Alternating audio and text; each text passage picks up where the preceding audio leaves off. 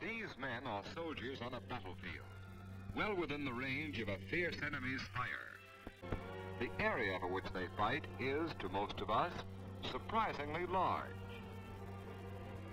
But it is more impressive as a setting for an idea, which is also bigger than most people think. The East Indies are blessed by nature.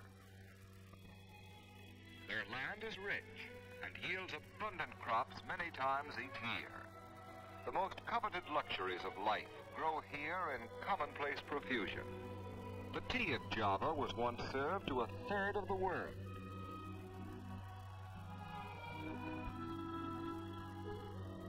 The staples of life are here too. Rice, to a majority of the peoples of this world, is another word for food. The sawas, or wet rice fields of these islands, can supply strength and nourishment to millions.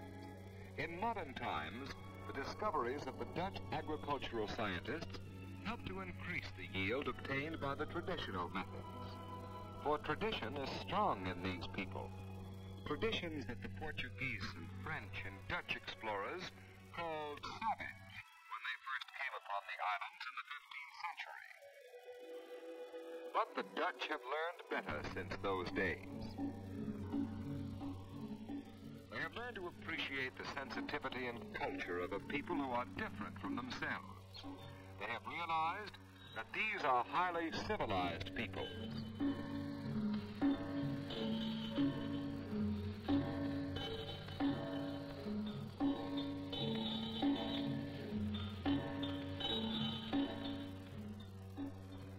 People whose culture is deep-rooted and coordinated through their habits of daily life. The beautiful batiks that are worn by the ceremonial dancers are also worn by the audience. They are local products made possible by a dyeing process known here hundreds of years before it was used by Europeans. The lovely designs are cut into everyday clothes for grown-ups and children alike. Every aspect of their life reveals the same influence of tradition. Their designs portray gods and goddesses, or evil spirits. For in ancient cultures like these, the arts are closely connected with religious forms that are even older. The flowers that are prepared so carefully are not for the dining room table, but for the temple altars. They were once part of a ceremony that has long since been erased from the minds of men. For while new religions have come in a rhythm set by various invasions from the mainland, the symbolism of the flowers became part of the people, and today is still an expression of their devotion. For the Indonesian is still living his tradition. His mythical heroes still inspire him to strength and spiritual dignity.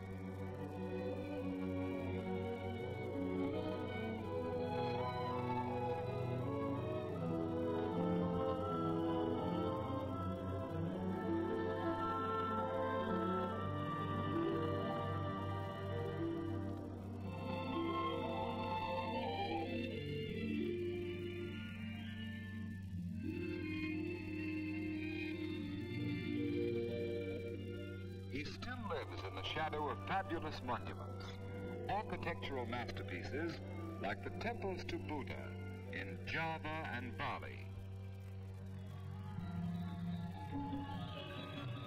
The devils of the Bayang dances were real once, but today they depend on the gamelan orchestra to help cast their spell over an entranced audience.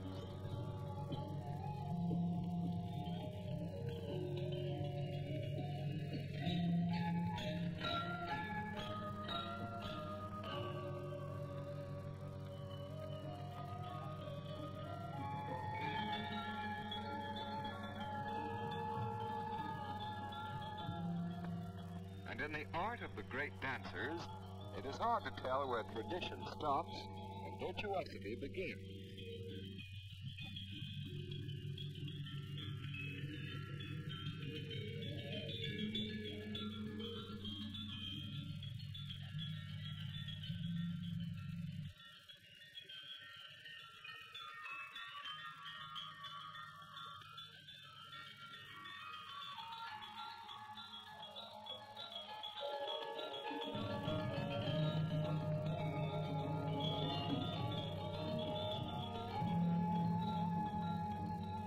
For the dancers have all been trained from their early childhood.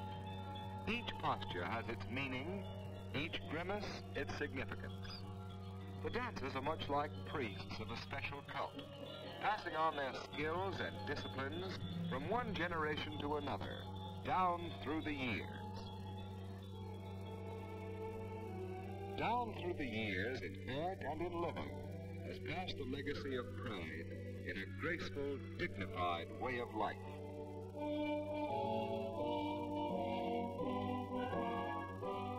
A way of life that was once sufficient. In a wild and incredibly beautiful corner of the world, in a land of volcanoes and other turbulent expressions of a rich and colorful nature. This was Java once, but it could not stay this way. It could not remain secluded in a world that was hungry for rubber and tea and tin, in a world that badly needed the quinine and manganese and oil.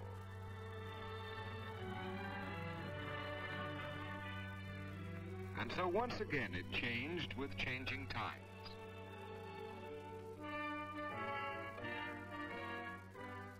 Batavia is no drowsy tropical village, but a modern capital and business metropolis, heart and nerve center of the vast territories united under the name of the Netherlands East Indies. For it is the Netherlands that has guided the Indonesians to their place in the modern world.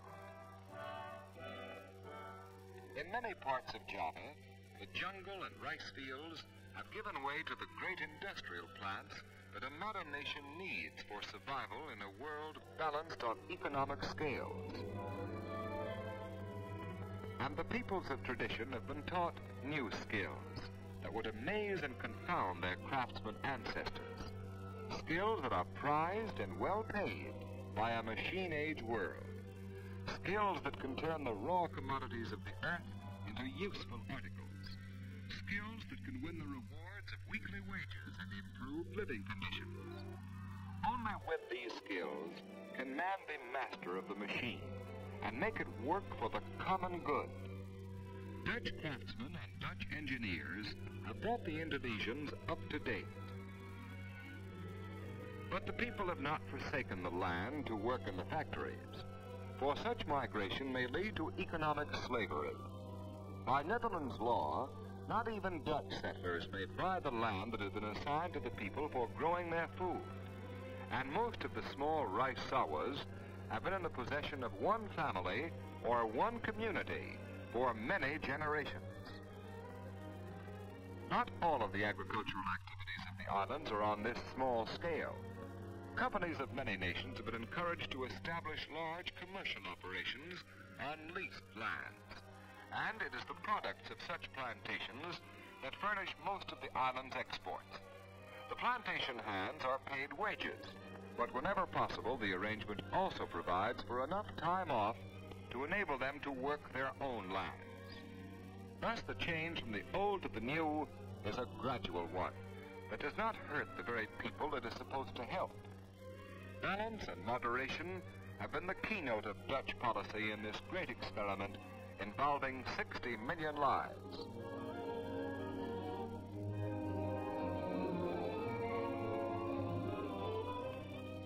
A visit to a typical Javanese community reveals that the old way of living has been preserved wherever it lends itself to modern conditions.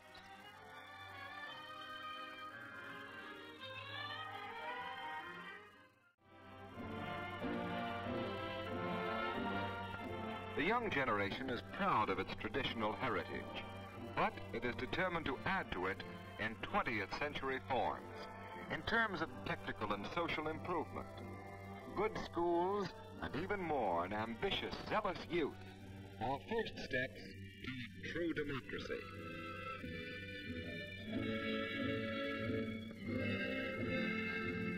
Their future and the future of the idea of responsible government for them and their fellow millions.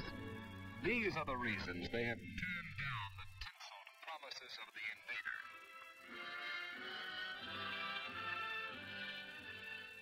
That is what the war is about, in the skies of the Malay Straits and the Java Seas.